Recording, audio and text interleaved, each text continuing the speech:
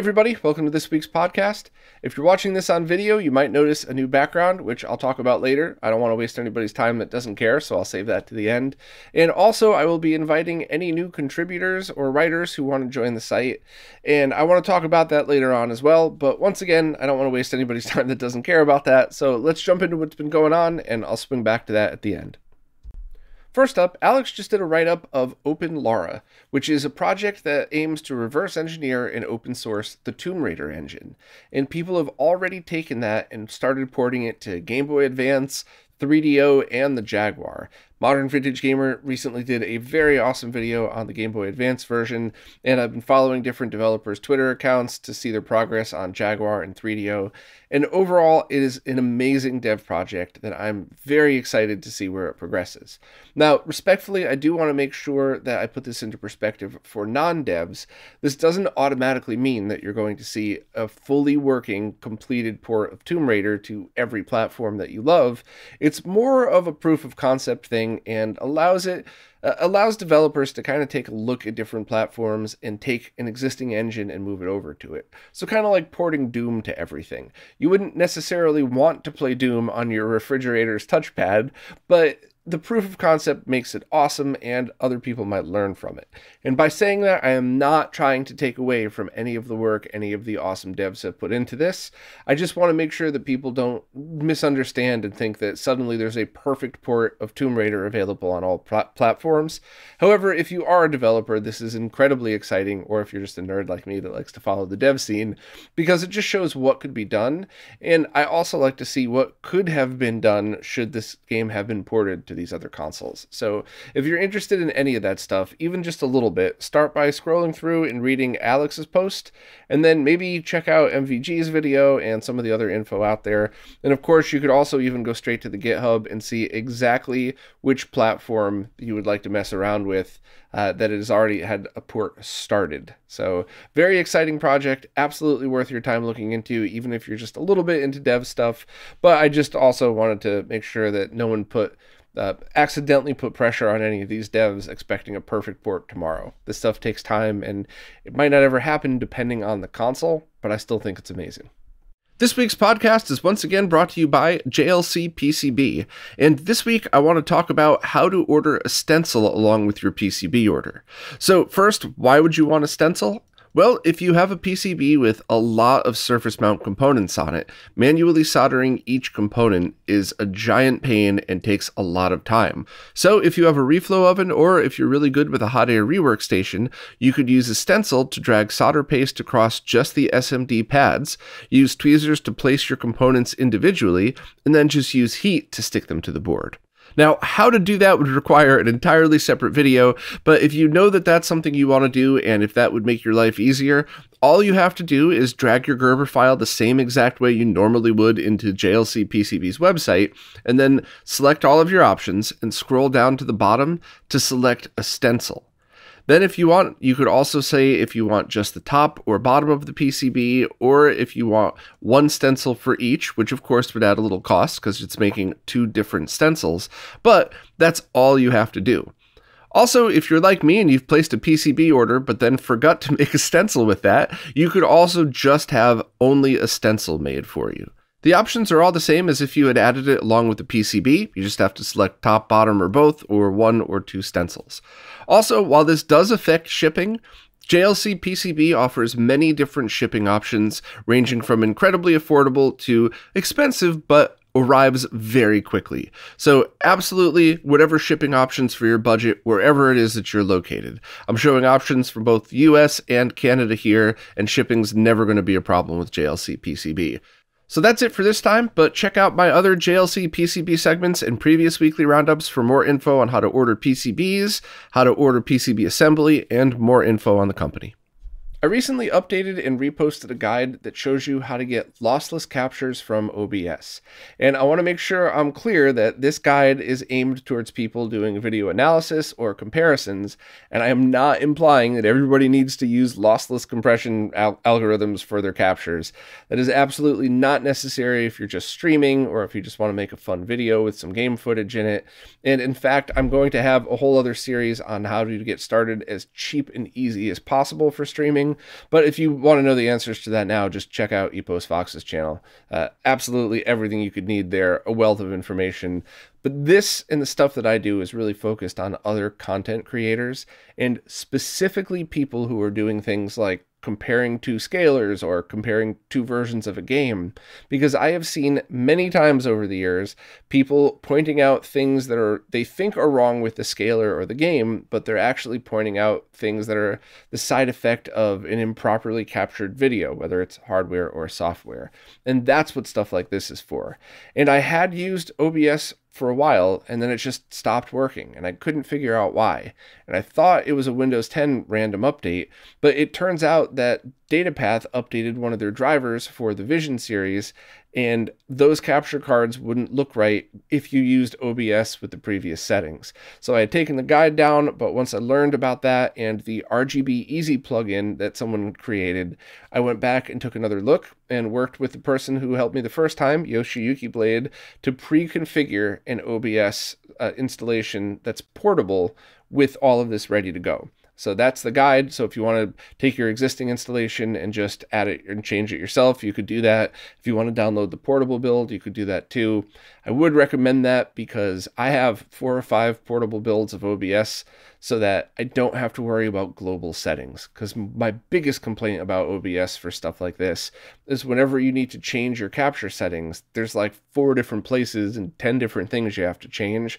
So I like keeping it uniform so that when I know I need uncompressed or lossless captures, I just go to one build. If I'm just doing shots like this, I could use another one. So that's there if you want it. I also want to give a very quick rundown of the state of what I've found for capture software. OBS is great if that's what you're used to. It's especially good if that's what you're used to. But if you're stuck using the UT Video plugin, which is fine, but it's kind of a pain to edit in Premiere. So if there is another option, I'm going to try to get to another guide for that. More on that in a second. Amarok 310 is awesome when it works. On Windows 7, I've had a lot more luck with a stable capture, except sometimes it reverses the image, and I've had a lot of people say, try this, that, and the other thing. Sometimes it works, sometimes it doesn't. So if Amarok works for you, great. Windows 10, I've had a nightmare of problems where it'll get 2 good captures, and then every capture after it will be at like 5 frames a second. So use that, if it works for you, great. In VirtualDub 2, I've also had excellent luck with, but one incredibly horrible problem in that sometimes the audio won't capture at the same rate as the video because of all the weird odd timings of the retro stuff that we use. So it will be off by a lot. Like if you have a 1-minute video, suddenly you'll have 30 seconds of audio, and as you listen to the audio, it'll speed up and get higher in pitch. So that's another one where if it works for you, cool, but none of these are perfect solutions. I would absolutely love to see one dedicated piece of software that has easy settings, because you don't need to spread out 10 different settings across all these different places. Just everything right where you need it. And I know that's an insane amount of work. So if there's any way to possibly figure this out, I don't think it's a good thing to be able to tell content creators that, hey, we want to see your new videos, we want to see your comparisons, but try these 3 different pieces of software, each with their own downsides to them, and hope for the best. So I'd love to see a version of OBS that maybe could do like FreeSync or something, so just whatever the frame rate coming in is, it records at that. And I'd also love to see an easy way to switch codecs, because I have checked some of those different things that you could buy, or the different plugins you could install that allow you to do like ProRes captures, but I have not had good luck with those. The best luck I had by far was just with the configuration that Yoshiyuki Blade showed me from this. So at the very least, if you're an OBS expert, maybe help us out, find one or pre-configure a portable version that I could do lossless captures with different types of codecs. I have had the best luck with the Lagarith codec, but a lot of people say that there's some issues with it, but that's just my experience. Either way, all of the stuff that you see here is not my ideas, they're all my testing, but they're all based on results from some amazing people across the community who are experts in this. So I just want to end on that note, in that please don't think that I'm trying to say that my methods are the only way to go. It's not my method. It is all these amazing people that I'm just sucking all the information I can from every one of them and trying to put it in an easy to follow guide where you don't need to be an expert in video codecs to understand. You can just click on a couple of things and then show how you could get all of the results verified. I'll have a ton more guides and videos on this soon, but the one thing I really need before I get to those is a reliable software way to do it. So, see whatever, if anybody has any ideas, I'm all ears. If you're an OBS expert, please try to help with plugins, and maybe I'll reach out to the OBS team again. They've been awesome. I support them on Patreon, and I did ask permission if it's okay to host this portable build on there, and the answer I got was I did not change anything. I just changed settings. I didn't change their code, so I don't have to do anything like repost to a fork, because there isn't a fork, and I didn't rename it or try to call it Bob BS or something like that. So they said because of that, it falls under their terms and I'm able to host the portable mode. If that ever changes, I'll gladly take it down.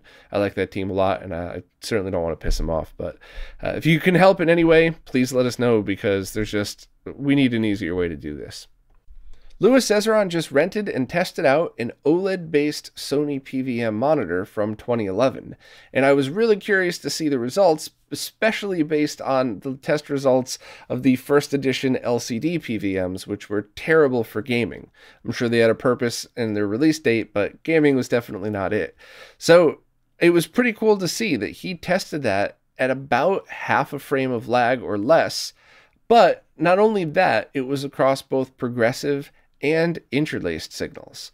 So it's kind of interesting to see, because most of the TVs or monitors that I've tested that are flat panels process interlaced signals a lot slower as progressive. So being able to see 480i go through at about the same speed as 480p was very interesting. And he, once again, for the millionth time that we've all shown this, proved that you don't really get more than a millisecond difference from 480p to 1080p. I still have people weekly losing their minds in the comments that I'm lying to them about 480p lag, and it's about a millisecond. It's really not enough to say that running your games at 480p versus 1080p is going to be a difference. What does definitely make a difference is interlaced versus progressive in most cases, not this one, or frame rate. If you try to run anything at 30 frames per second, and I don't mean running like Sonic the Hedgehog, which is a 30 frame per second game, that's still outputting 60 hertz. I'm talking about like if you set your computer to 1080p 30 or 4K 30, that's going to add a lot more lag than 1080p or 4K 60. But other than that, it just kind of, Louis's testing proves that it's the same on these OLEDs. And even though it's 11 years old, it apparently performed really, really well with very little motion blur and just kind of a good picture overall. So it's one of those things where I would never, ever, ever tell anybody to go out and buy an OLED PVM for gaming unless you stumbled across one that you happen to get for a very good price. I would recommend that people jump on those LG OLEDs, because unless you're using it as a computer monitor that's powered on 24/7, I've never had a problem with burn-in. I imagine you would if you left it on 24/7 as a PC monitor. But there's also two models available that are fairly priced. They're not cheap.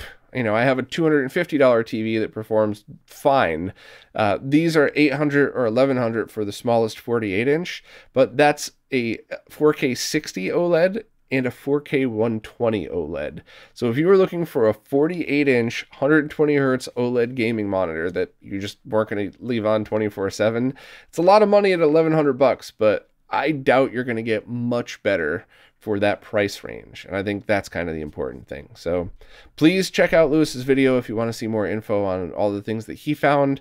I was certainly interested in it, even though I have no desire to hunt down an OLED, because an OLED PVM, because they're generally going to be smaller and they'd probably be hard to find. But if you happen to stumble across one, I have heard that some of those models use very, very high quality panels.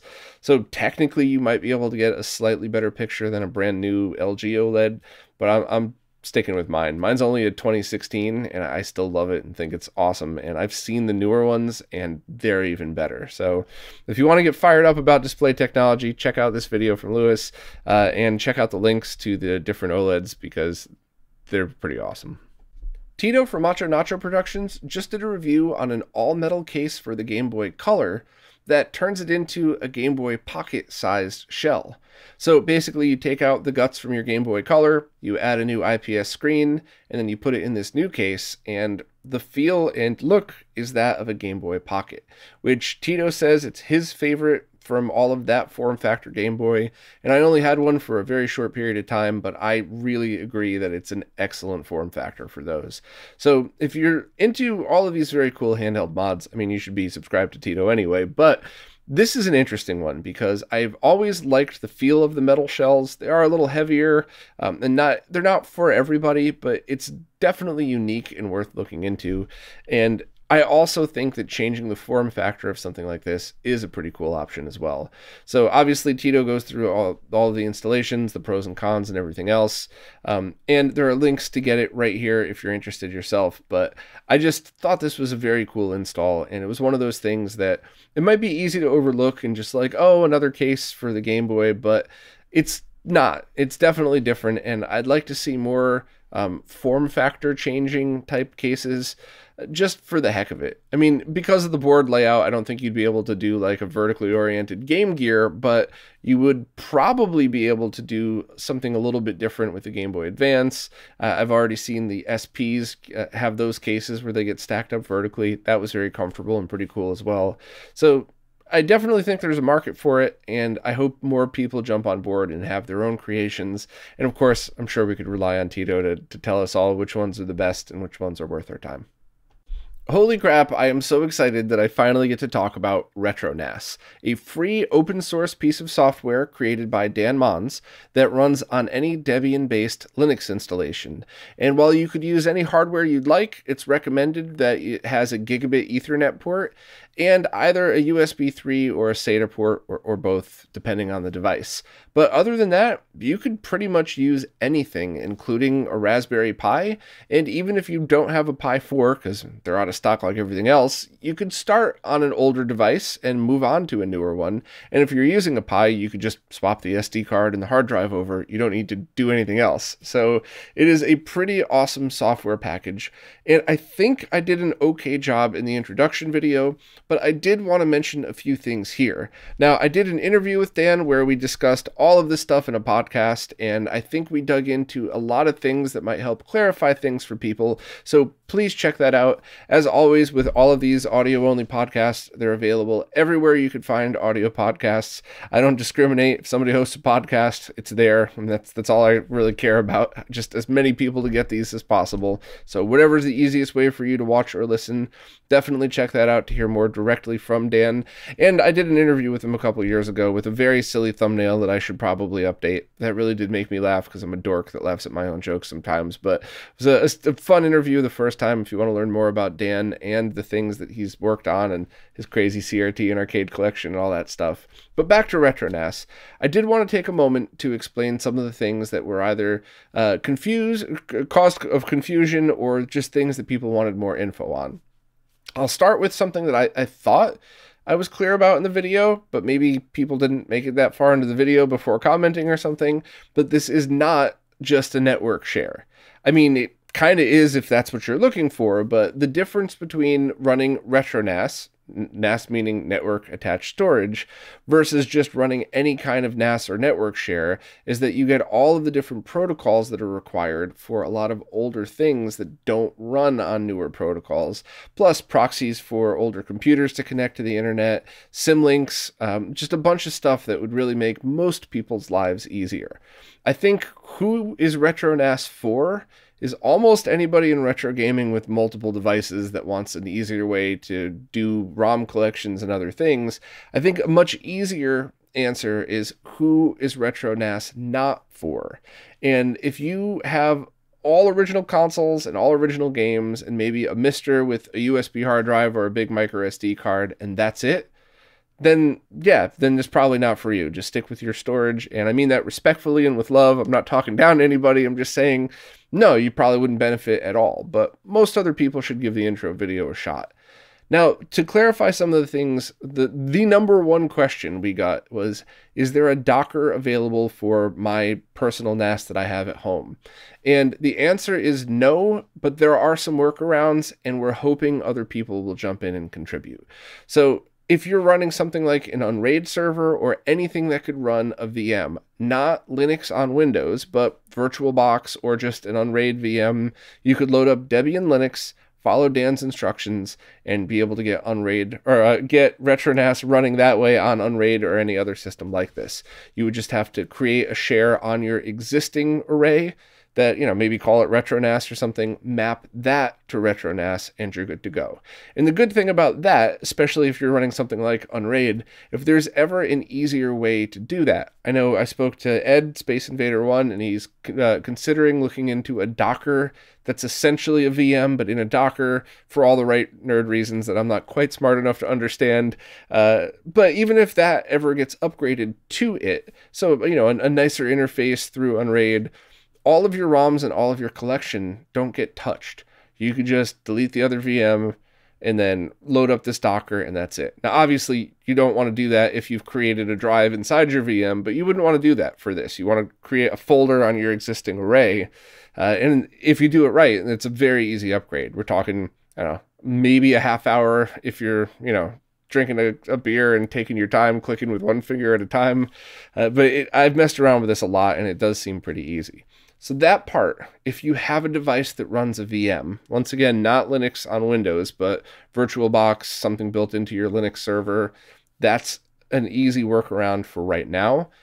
But things like a Synology NAS that need a Docker, that don't have the ability to run a VM, or at least through a GUI where you could set it up yourself, that's where we need other people to help. So if you have any of those devices and you're good with Linux and you understand what a Docker is, how it works, and most importantly, you understand that there's a lot of protocols that a standard NAS won't be running that will be passing through this Docker.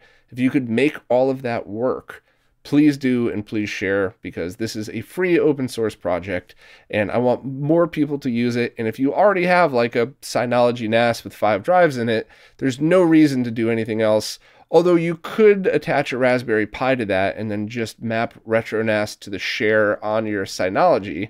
So that might actually be something that might be worthwhile as a short-term solution if you already have a Pi laying around and you want to try this out. But other than that, I think we just need more people to jump on board and kind of help out with this. Of course, we do need more people to fix some of the other things. Like, I think the TUI, the sort of GUI, is fine, but I think a lot of people would really prefer a web-based version of it, so just something right through a browser. So that would be really cool.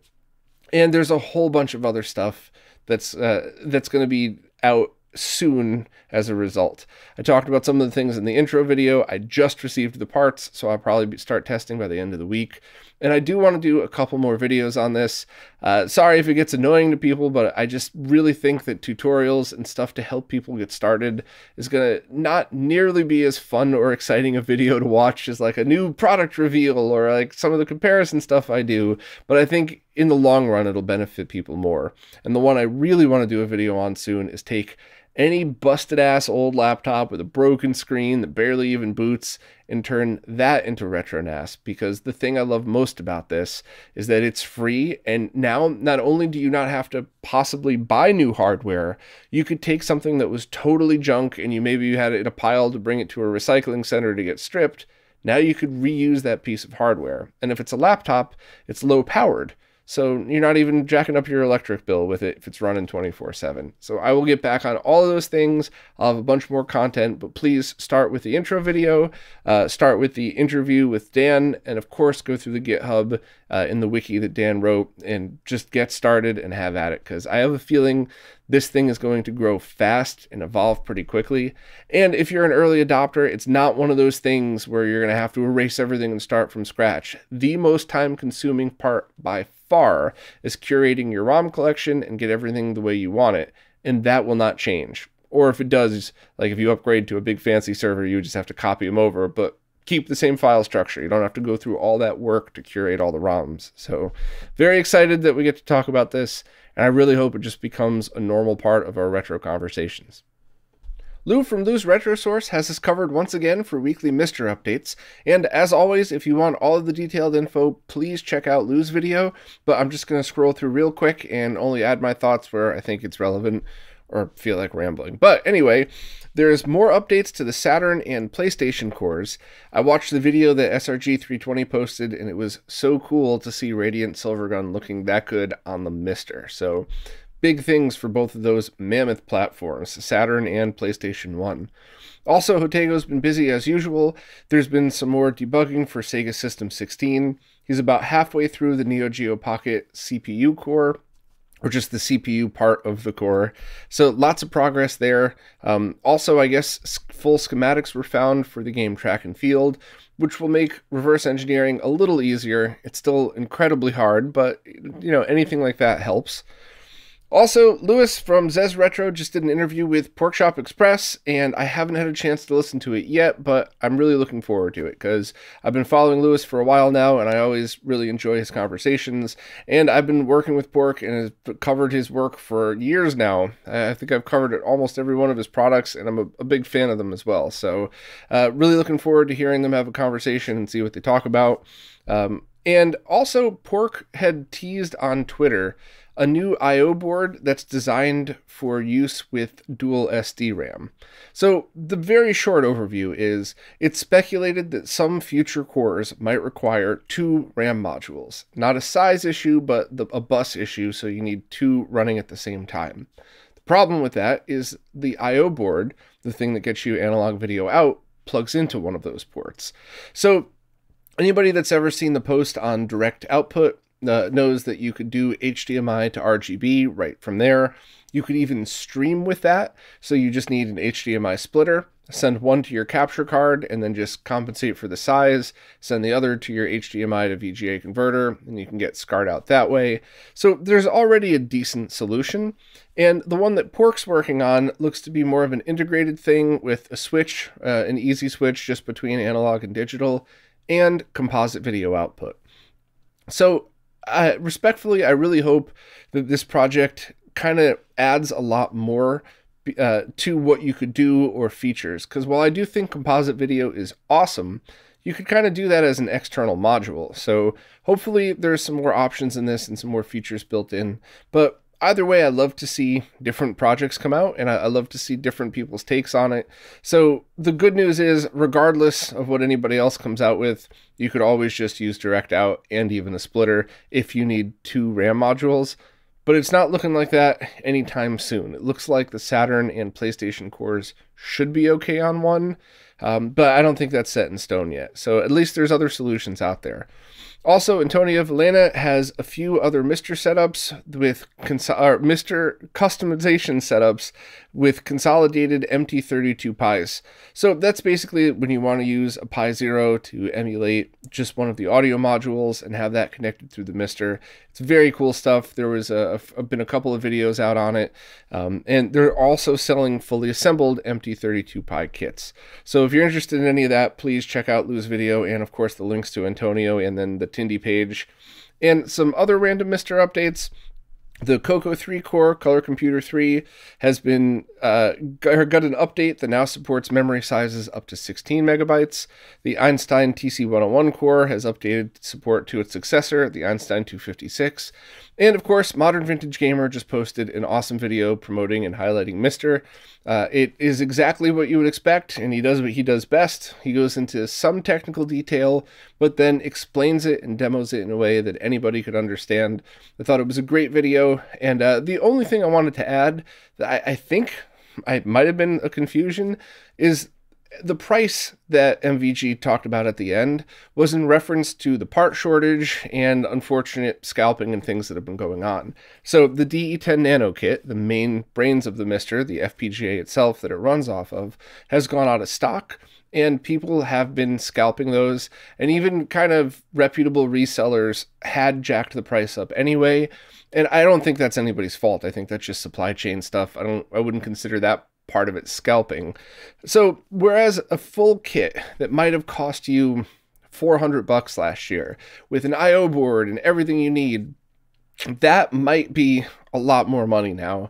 And if you want one pre-configured and pre-assembled, including the price hikes, yeah, I mean, I've seen them myself going for $700 on eBay for something legit, not some scumbag trying to sell you ROMs for an uptake, like a legitimate, I took the time to buy and assemble and configure a Mister, you add your own ROMs, and here's my price.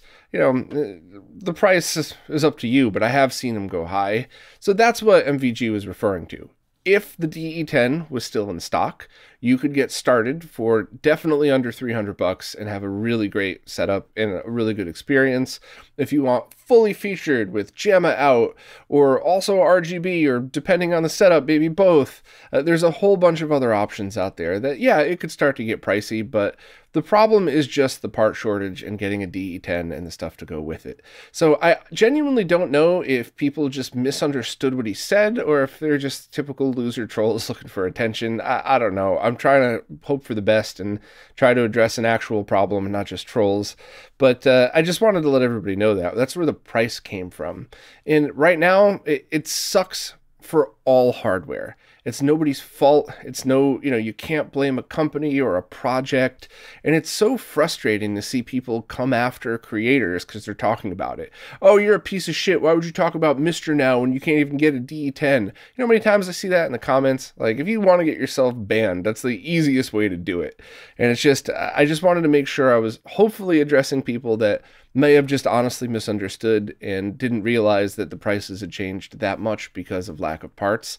But if and when things do kind of get better, it first would require major chips to come back in stock everywhere and then everybody to catch up. So when that happens, it'll still be a project that's not cheap. I mean, none of this stuff is free except RetroNAS, but I mean, it's cost effective for what you get. So I just wanted to put my price thoughts in there because I just want to make sure people are getting the right message and are not getting accidentally skewed by trolls or anything like that. So as always, thanks so much to Lou for doing these. If you want more info on all of the things that I just very quickly skimmed over, please check out his video and subscribe to his channel because it's really awesome just having a lot of these updates all in one spot so you don't have to go through and read all of the different forums and kind of pick it together yourself.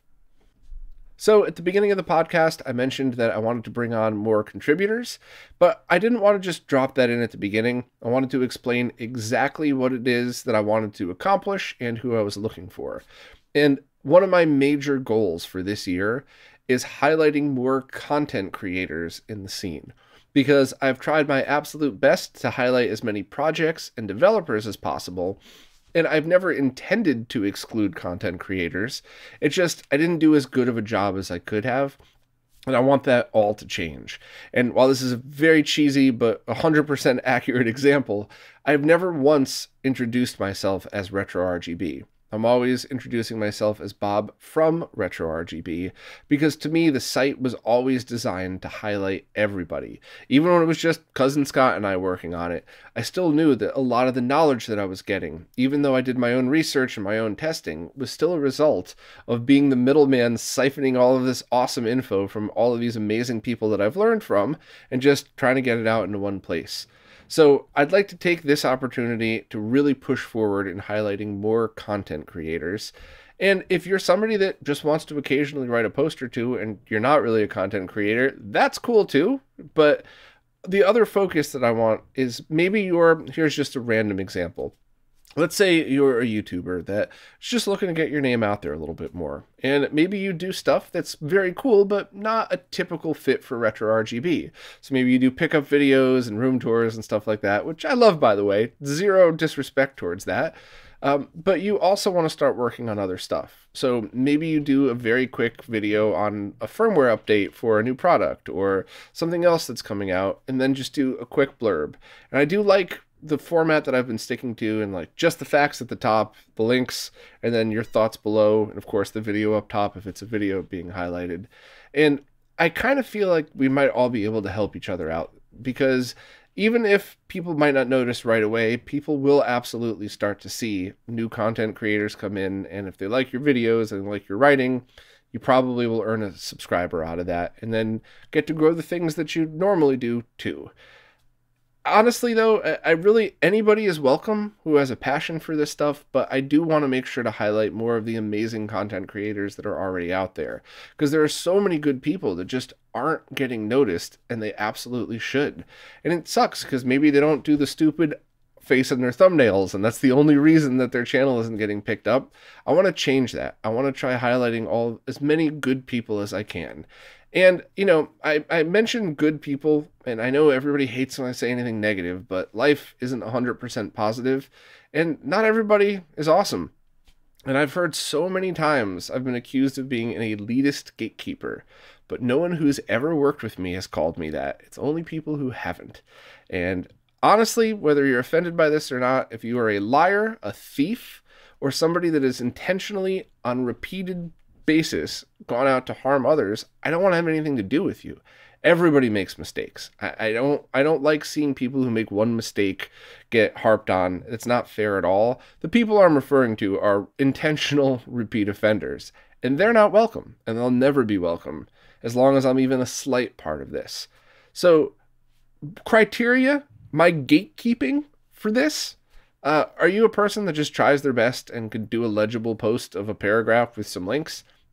You could call that gatekeeping. I call that quality control, but if you want to call me a gatekeeper for that, that's 100% fine. I think every reasonable person would be all right with that too. So that's it. That's the only prerequisite. I don't care about anything else. If you love the stuff that we do, you want to help highlight the amazing projects and developers in the scene, while at the same time getting your own channel and your own work promoted by default, just by being a big part of this, please step up to the plate. I will admit that some of this is also selfish and that I am just out of minutes. Now that I'm starting to focus a lot of work on projects to help other creators and other stuff that I'm working on, I just don't have time to write some of the other posts that I wanted to, and a lot of stuff has been missed and fallen on the wayside, which sucks. I do also want to give a shout out to all of the other contributors. They're all wonderful. I appreciate the hell out of them so much, but they're all people with jobs and lives and families, and they also are in a situation where they can't just drop what they're doing to write, a post a day, and they get here when they can, and they focus, which I love, by the way, either on time sensitive things or things that they're experts in. And that's another thing that I would love to bring to the table, is more expertise and stuff that I just don't have, because I love to hear other people's perspectives on things, and especially when they really have something to add to a topic that I know about, but I don't know as much as they do. So I didn't mean for this to be a 5-minute ramble. I just wanted to make my intentions clear.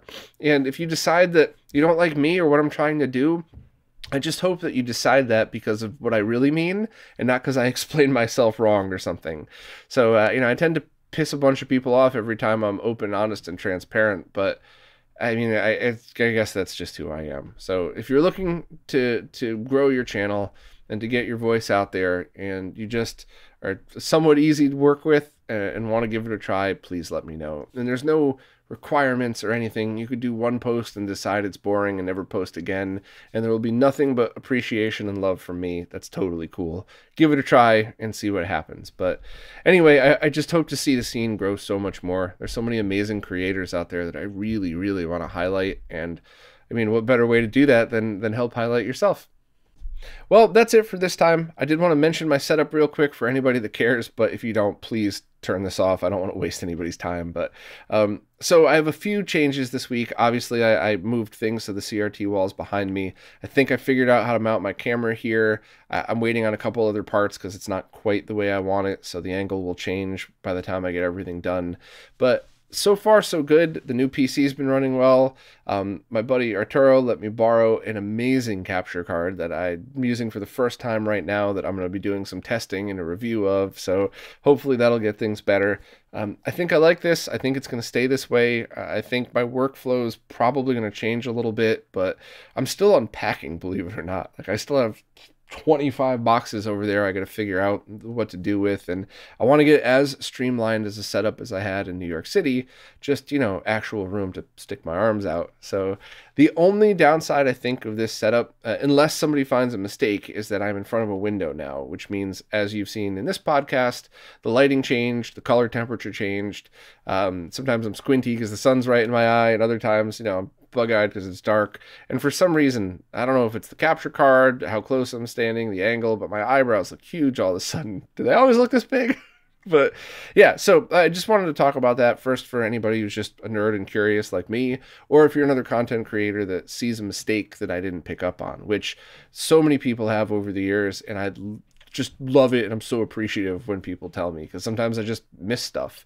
Sometimes it's preference, and I just choose something different, but I still want to hear your thoughts. So if I mess something up, anything's off, anything's weird, please let me know. Nothing I could do about the color temperature of the sunlight, other than when I'm doing the fancier videos, I'll make sure to block out the window, and I'll probably even use a green screen or something just to make sure everything's the correct color temperature. But for the weeklies, I love it being more laid back and just talking to the camera like this. So I'm all ears if you have any thoughts. But anyway, as always, thank you to everybody who watches, listens, plays nicely in the comments, and especially thank you to people who support in any way possible, because it is you who's keeping this channel, all of the behind the scenes research that you're now starting to see come out, the videos, the podcast, the website, and everything else alive. So thank you all so much, and I'll see you soon.